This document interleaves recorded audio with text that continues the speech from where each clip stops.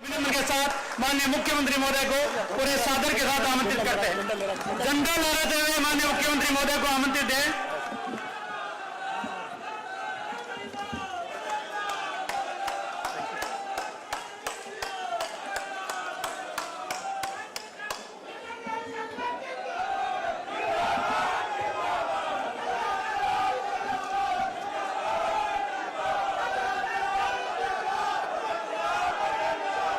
बोलिए भारत माता की। ऐसे नहीं, दोनों हाथों की मुट्ठी भींचिए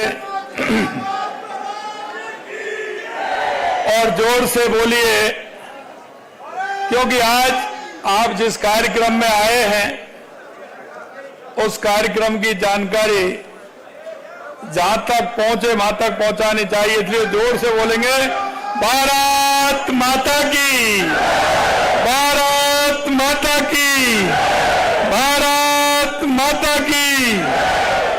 आज के इस विभाजन विभीषिका स्मृति दिवस के इस कार्यक्रम में मंच पर विराजमान कैबिनेट में मेरे साथी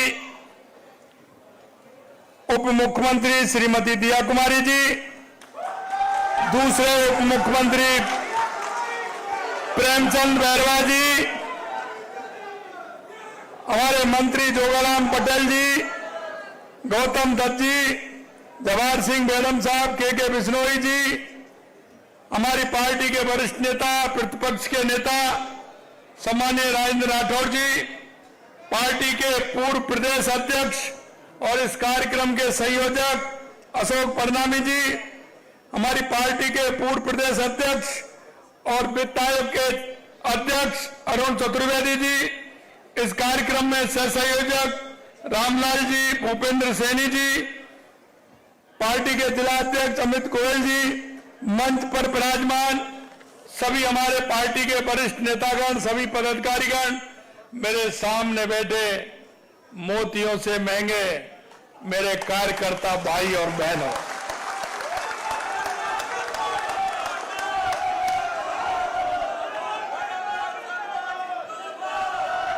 सबसे पहले तो मैं आप सभी से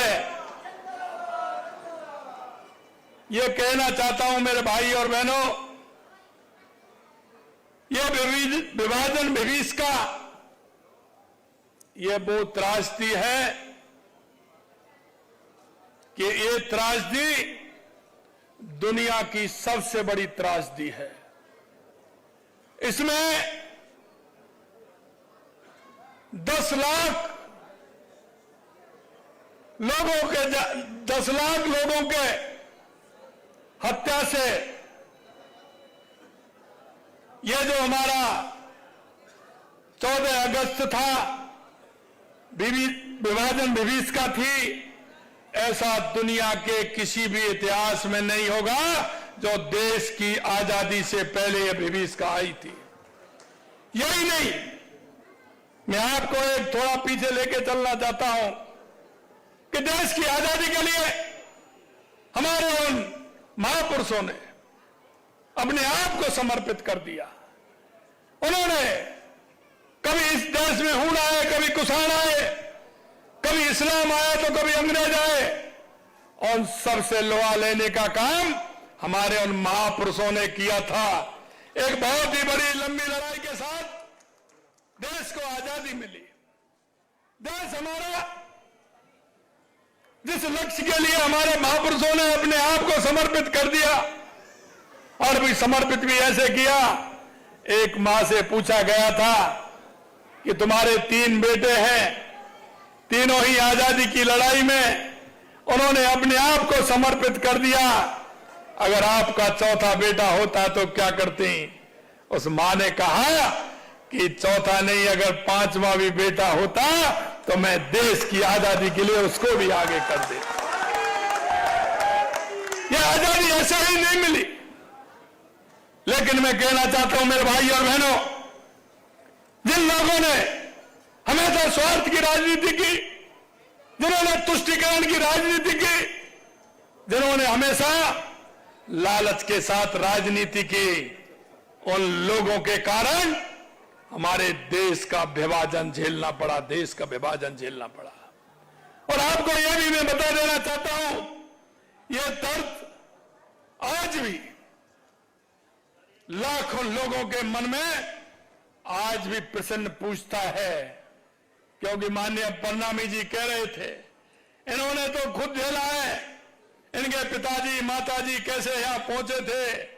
लेकिन जब हम सुनते थे, बुजुर्ग हमें बताते थे, यह स्थिति होती थी जो पाकिस्तान से ट्रेन आती थी उसमें आदमी नहीं आता था, उसमें लाशें आती थी। इस तरह की स्थिति हो गई। मैं आपसे यह भी कहना चाहता हूं मेरे भाई और बहनों, यह दंश हमारा ऐसा है कि हमारे हर भारतीय के मन में है और यह भूलने वाला नहीं है। यह आगे आने वाली पीढ़ी को भी हमें बताना है कि इन स्वार्थी लोगों ने हमारे देश के साथ में और हमारे देश के उन लोगों के साथ में कैसा इन्होंने व्यवहार किया। कभी कभी हम देखते थे, हम छोटे थे, लेकिन जब गांव में देखते थे कई लोग बर्तन लेकर के आते थे, साइकिल पर कपड़ा लेकर के आते थे, उनके जीवन में ना कोई रहने को जगह थी, ना कोई मकान था। रेलवे स्टेशन और बस स्टेशनों पर उन्होंने 6-6, 8-8, 10-10 महीने, साल-साल, 2-2 साल बिताने का काम किया। कहां से किस रेल में बैठ करके आए, कितना पैदल चल करके आए, कितनों को रास्ते में छूट गए उनसे जिनके बस की नहीं थी और उनका दाह संस्कार भी नहीं कर पाए। ऐसी ये विभीषिका जो रात देशवासी के हृदय में घाव करती है। मित्रों, मैं इतना कहना चाहता हूं आपसे कि ये जो विभीषिका थी, ये ऐसी नहीं थी कि कोई त्रासदी हो। ये वो त्रासदी थी जो कुर्सी के लिए वो सब कुछ करने को तैयार थे। देश की जनता से उन्होंने कोई मोह नहीं था। अगर मोह था तो सिर्फ कुर्सी से था। ये उन लोगों की खातिर ऐसा इस देश के अंदर हुआ।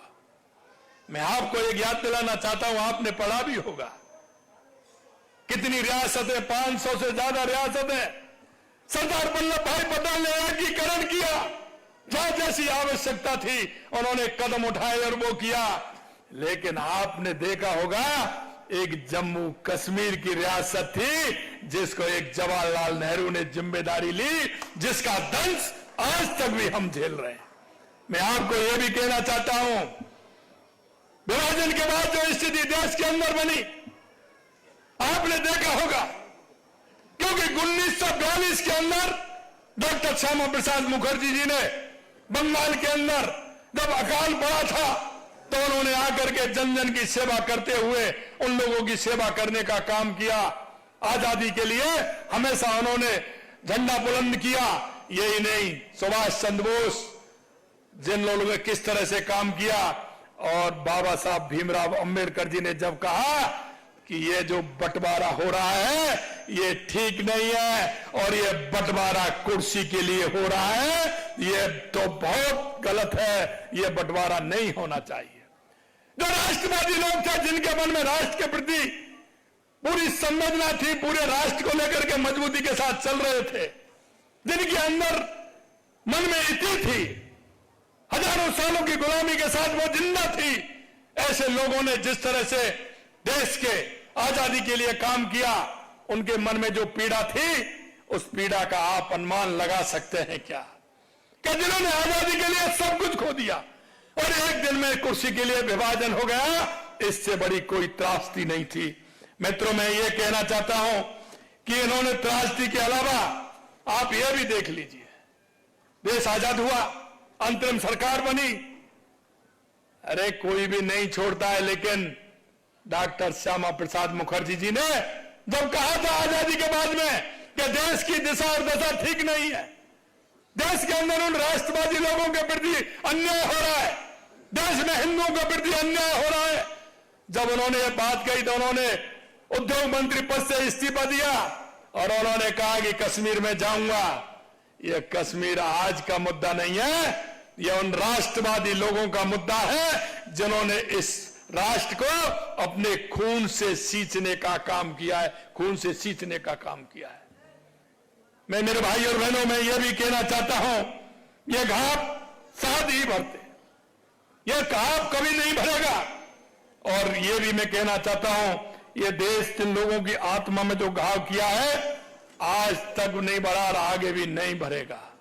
और हमें आने वाली युवा पीढ़ी को बताना चाहिए, हमें यह भी बताना चाहिए कि आखिरकार इस देश में जिस दिशा में ले जाना चाहते थे, अगर राष्ट्रवादी लोग खड़े नहीं होते तो देश उस दिशा में भी नहीं जाता। हमारे उन लोगों ने, जो लोग वहां से आ रहे थे, उनकी सेवा करने का काम हमारे राष्ट्रीय स्वयंसेवक संघ के लोग कर रहे थे।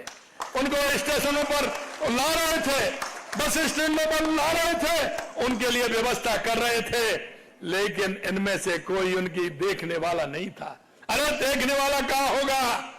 आपने देखा आजादी के 70 साल बाद भी जो लोग हिंदू थे, जो पाकिस्तान में विस्थापित थे, वो कहां चले गए? अरे उनकी संख्या तो बहुत बड़ी थी, क्या वो पाताल में चले गए या वो धरती में समा गए? उनकी भी चिंता नहीं की। वहां से जैसे तैसे अपनी मान मर्यादा को लेकर के, अपने सब को छोड़ करके जो यहां आए थे, उनको नागरिकता देने का काम किसका था? क्यों नहीं दी गई थी उनको नागरिकता? कहां गया बांग्लादेश में जो हिंदू रहते थे, अफगानिस्तान में बहुत बड़ी संख्या में हमारे सिख भाई रहते थे, हमारे जैन भाई रहते थे, आज तक किसी ने उनको नागरिकता देने की बात कही क्या? अगर उनको नागरिकता देने की बात कही और नागरिकता देने का काम किया तो देश के यशस्वी प्रधानमंत्री नरेंद्र मोदी जी के नेतृत्व में। इसलिए मेरे भाई और बहनों, मैं यह भी कहना चाहता हूं, आज बता रहे थे कि 200 भाई हमारे यहां आए हुए हैं। अरे जैसे ही उनको नागरिकता दी, हमारी सरकार ने सबसे पहले बजट में घोषणा की कि उनको पट्टा देकर के मकान बनाने का काम हमारी सरकार करेगी। आपको मैं पूछना चाहता हूं, अगर हिंदू को नागरिकता भारत में नहीं मिलेगी तो कहां मिलेगी? हमारे सिख भाइयों को अगर भारत में नागरिकता नहीं मिलेगी तो कहां मिलेगी? हमारे जैन भाइयों को भारत में नागरिकता नहीं मिलेगी तो कहां मिलेगी? मैं आपसे यही कहना चाहता हूं, इनके मन में किसी के प्रति कोई दया नहीं है। सिर्फ तुष्टीकरण के आधार पर चलते हुए सत्ता लोलुपता के लोग, ये भ्रष्टाचार और तुष्टीकरण के आधार पर चलने वाली कांग्रेस आज भी उन्हीं पदचिन्हों पर चलने का काम कर रही है। आप देखिए, इन्होंने कितनी बार संविधान को कितनी बार इन्होंने उल्लंघन किया। ये संविधान की बात करते हैं। इन्होंने चुनी हुई सरकारों को कितनी बार गिराया। इन्होंने जून 75 में क्या किया? चुनाव, कोर्ट ने जब इंदिरा जी को चुनाव हरवा दिया, इमरजेंसी लागू की, कितने राष्ट्रवादी लोगों को 2 महीने नहीं 18, 20, 21 महीने जेल में रखने का काम किया। ये संविधान की बात करते हैं। आज जाते हैं वहां सभी जगह संविधान की बात करते हैं। अरे भाई, संविधान को जरा पढ़ तो लीजिए, संविधान की मर्यादा तो सीख लीजिए, संविधान के बारे में जरा सोच तो लीजिए। ये करते हैं, महात्मा गांधी जी की बात करते हैं। अरे महात्मा गांधी जी ने तो कहा, अगर इस देश का बंटवारा होगा तो मेरी छाती के ऊपर होकर के होगा, मेरी लाश के ऊपर होकर होगा। लेकिन क्या हुआ? कुर्सी का लालच गांधी जी की लाश पर भी उस बंटवारे को नहीं रोक सकी। इस तरह से कांग्रेसियों ने, जिस तरह से सत्ता लोलुप लोगों ने इस देश को बर्बाद करने का काम किया। मेरे भाई और बहनों, मैं इतना और अंत में कहना चाहता हूं कि आने वाले समय में हमें इन सारी बातों को ध्यान में भी रखना है। आने वाली पीढ़ी को हमें बताना है कि इन्होंने किस तरह से इस देश का विभाजन करने का काम किया, देश को कमजोर करने का काम किया। अभी जब कोई पाकिस्तान से कोई भी घटना होती है तो कांग्रेस के लोग पाकिस्तान की भाषा बोलते हैं, पाकिस्तान की भाषा बोलते हैं। राहुल गांधी वोटर लिस्ट को लेकर के जा रहे हैं, ये देखिए वोटर लिस्ट को लेकर के जा रहे हैं। अरे कर्नाटक में जीते, वहां क्यों नहीं ले जा रहे हैं वोटर लिस्ट? आप बताइए। हिमाचल में जीते, वहां क्यों नहीं ले जा रहे हैं? ये तो बताइए। पश्चिम बंगाल के अंदर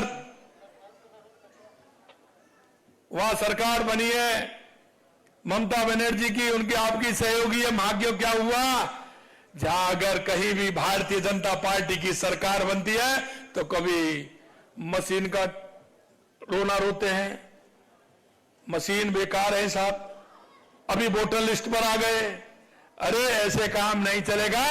देश में काम चलता है तो काम करने से चलता है, जज्बे के साथ चलता है। देश के यशस्वी प्रधानमंत्री नरेंद्र मोदी जी के नेतृत्व में हमारा देश आगे बढ़ रहा है। लगातार आप देख रहे हैं 2014 के बाद देश में के अंदर जो परिवर्तन हुआ है, चाहे हमारे गरीब कल्याण की योजनाएं हो, चाहे हमारे विकास की योजनाएं हो, आतंकवाद नक्सलवाद का खात्मा हो, या दुनिया में बढ़ता हुआ भारत का सम्मान हो, वो आप सभी को दिख रहा है किस तरह से भारत का सम्मान बढ़ा है। मित्रों, क्योंकि दुनिया के जो देश हैं आप जानते हैं कि जब हमारा भारत आर्थिक रूप से 11वीं पायदान पर था, 11वें पायदान पर हम 5वें पायदान के रूप में आए माननीय प्रधानमंत्री जी के नेतृत्व में, अब हम 4थे पायदान पर आ गए और दुनिया के उन देशों के लग रहा है कि भारत तीसरे और दूसरे पायदान पर भी आने वाला है। और स्वामी विवेकानंद जी ने कहा था ना, 21वीं सदी भारत की होगी, उस नरेंद्र से लेकर के यह नरेंद्र आपको करके बता रहा है। तो उन देशों को भी मन में किस तरह की बात आ रही है, कहीं भारत आगे नहीं आ जाए। आज की बात नहीं, अमेरिका तो कहता है पढ़िए नहीं, भारत के लोग आ जाएंगे। ट्रंप साहब ये तो आने वाले हैं, आप चिंता मत करिए।